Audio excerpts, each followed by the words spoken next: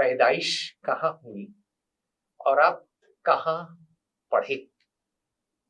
पैदाइश पश्चिमी राजस्थान, मध्य प्रदेश के सुदूर ग्राम सुखवासी, जिला नागौर में मेरा गांव है।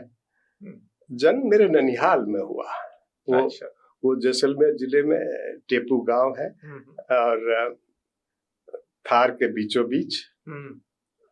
वहां पर उस वक्त अगर 50 के दशक की बात करें तो न आवागमन के साधन, पानी भी बहुत सीमित।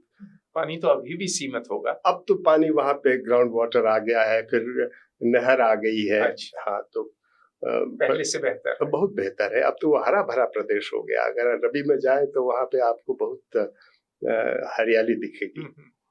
तब ऐसा नहीं था और जलवायु बहुत शुष्क। और शिक्षा, मेरे गांव में तो स्कूल था नहीं।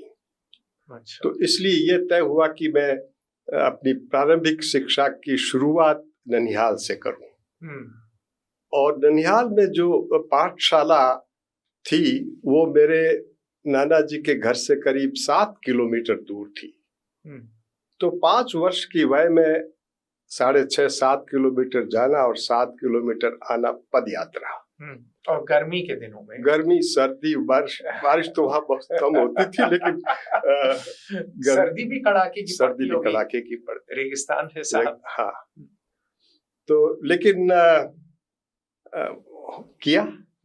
और कुछ समय के पश्चात, और अकेले जाते थे? नहीं, हम हमारे मौसेरे ममेरे भाई जो है 4-5 लोग थे। हम खेलते खेलते पहुंच जाते थे, खेलते खेलते आ जाते थे। अच्छी बात ये थी कि तब की शैक्षणिक व्यवस्था और आज की शैक्षणिक व्यवस्था में एक बड़ा अंतर है। आज बस्ता लेकर जाना होता है, तब सिर्फ एक पट्टी और पीने का पानी और खाना और बस यही ले जाना होता था, और कुछ नहीं। लाद के कुछ नहीं ले जाते थे। तो खेलते खेलते चले जाते थे, कभी गुल्ली डंडा, कभी कुछ बॉल लेके पहुंच जाते थे। एक तरह से अच्छा था, क्योंकि आप बलिष्ठ हो गए होंगे। हाँ, उससे संघर्षात्मक शक्ति की बहुत वृद्धि हुई बचपन से ही, वो संघर्ष करने की। और एक वो ऐसे ही आजकल लोग भाग भाग के बनाते हैं स्टैमिना। हाँ? आपका तो अपने आप ही बन गया। लेकिन इसमें भी एक राज है। 10-15 दिन के पश्चात हाथ खड़े कर दिए। अच्छा। मैं सबसे छोटा था भाइयों में, और मेरी नानी जी ने कहा नहीं, अभी ये बहुत छोटा है तो इसको देखेंगे, बाद में देखेंगे। तो विराम की हमने सोची। संध्याकालीन समय था और मेरी माता जी ने, जिन्हें हम भाभू कहते थे, तो वो हमें दूर ले गई और जाल, एक वृक्ष होता है जिसकी हरी एक छोटी सी टहनी तोड़ के मुझे 2-4 टहनी जमाई उन्होंने। कहा कि आइंदा ऐसी बात की तो खबरदार है। वो जो है जाल की टहनी का प्रहार काम आ गया।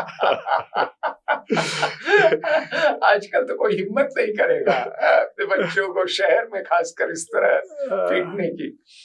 देखिए, कुछ दंडात्मक प्रक्रियाएं जीवन में आवश्यक है। हाँ।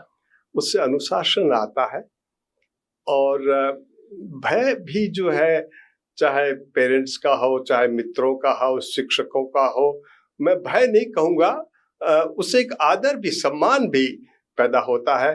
अब ऐसा नहीं करने से उसमें काफी कमी आ गई है। नहीं, वो तो विश्व भर, अमेरिका में तो देखिए मेडल आजकल दे देते हैं। अरे आप पहली पास कर गए, ये आपका मेडल है। तो भाई पहली पास करना कौन सी बड़ी चीज है? जी। तो आप अनायास बिना प्रयास ही हो जाता है। जी। तो बात सत्य है, ये भी बात सत्य है कि बहुत ज्यादा किसी को पीटना, जैसे पहले ब्रिटिश पब्लिक स्कूल्स में केनिंग करते थे। हाँ। क्या क्या नहीं होता था, यहाँ पर भी होता था, वो भी अति सर्वत्र वर्जय थे। लेकिन ये आपने जो कहा, थोड़ा बहुत भय तो आवश्यक है, खासकर जब आप छोटे होते हैं, क्योंकि एक तरह से आप अबोध होते हैं। हाँ। तो आप अच्छे निर्णय लेने के काल में ही नहीं है। जी। तो समय काल परिस्थिति के अनुसार आपके साथ व्यवहार बदलता है। तो आप वहां जो है, एक दफे आपकी जो है, आपको उस टहनी की 2-4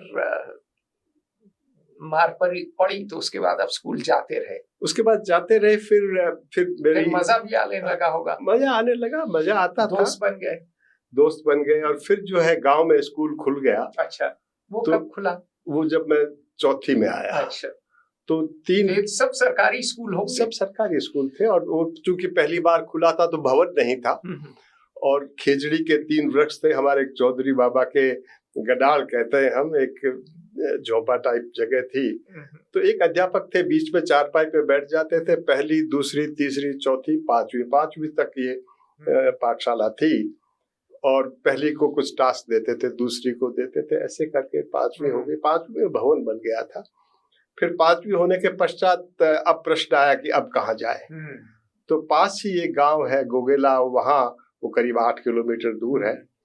वहाँ एक नोहरा था जिसमें हम आसपास के गांव के राजपूत, जाट, ब्राह्मण, सभी जातियों के लड़के मिलकर के अपनी स्वयं शासित छात्रावास कहेंगे उसको, घर से राशन ले जाते थे। उसकी एक स्केल होती थी, हम में से एक सप्ताह के लिए इंचार्ज बनता था, और फिर खाना बनाने के लिए एक वृद्ध महिला थी, वो हमारी मदद करती थी, और हम मिलकर के रोटी सेक लेते थे। और 12 साल की उम्र होगी उस समय आपकी? 10, 11, 12? 11, 10 साल। 10, 11, 12। हाँ, 10 की। और स्नान का बहुत कंसेप्ट नहीं था, पानी था नहीं, तालाब में नहा नहीं सकते। अगर नहाना है तो तालाब से पानी लेके आओ फिर नहाओ। तो सर्दियों में तो ये था कि वो ड्रेस गंदी घर लेके आते थे, माता जी धो देती थी, और सोमवार को वापस चले जाते थे। तो सोमवार से आप शनिवार रहते थे वहाँ? शनिवार आधा दिन होता था तो पैदल यात्रा कर लेते थे वापस गांव की। तो वहाँ पढ़े? तो वहाँ से आपने 10वीं की, 8वीं किया। फिर हम चौपासी स्कूल आ गए। जोधपुर में एक राजपूत स्कूल है, और बहुत ख्यात नाम स्कूल है। वहाँ के कई लोग, जैसे परमवीर मेजर शैतान सिंह, और विक्टोरिया क्रॉस है हमारे, गोविंद सिंह जी, और कई शौर्य की एक फैक्ट्री रही वो। लेकिन मैं ऑड मैन आउट रहा वहां पर भी, क्योंकि अधिकांश लोग या तो फौज में, पुलिस में, या प्रशासनिक सेवाओं में, राजनीति में, कई संत भी हुए उस स्कूल के। लेकिन विज्ञान के क्षेत्र में जाने वाले बहुत कम लोग थे, मैं उसमें से एक।